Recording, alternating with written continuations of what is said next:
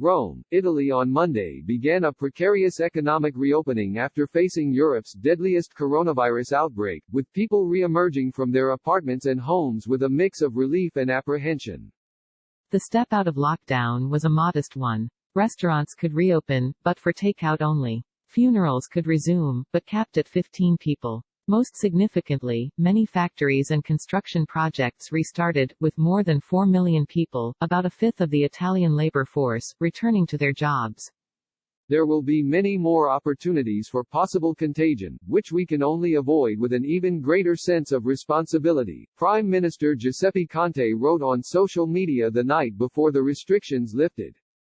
Italians were able to reclaim a few basic freedoms, including the chance to exercise outdoors. They could also travel within a region to visit relatives.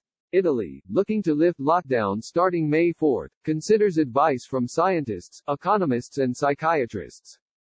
The steps taken by Italy come as just one part of a broader reopening across Europe. In Germany, several school grades returned to classes on Monday. France plans to restart schooling next week. But it's hardly a return to normal. In Italy, movement across regions remains highly restricted. Schools, and most retail stores, remain shuttered. There's a hope that restaurants and bars can resume sit-down service on June 1, but that decision will depend on how the virus progresses in the coming weeks.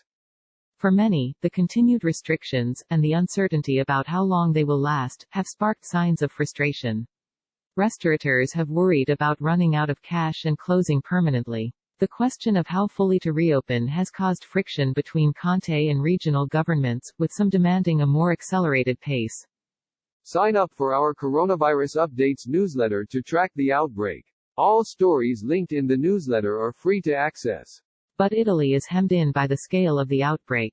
The country has 100,000 reported ongoing coronavirus cases.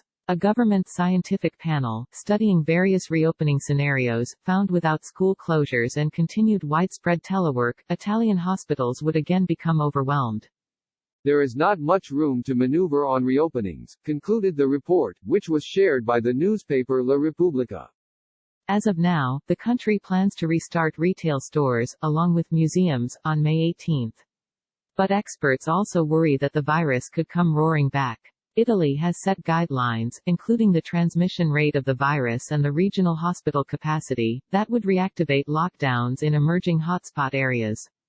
The peril is most immediate for northern regions, which were the hardest hit by the first wave of the virus, and which happen to be the most industrialized areas. Most of the 4.5 million people returning to work live in the regions where the epidemic is less under control, said Nino Cartabellota, a public health researcher who is president of the Gimbe Foundation. Morris reported from Berlin. From a restricted Italy, an artist's eye on the coronavirus.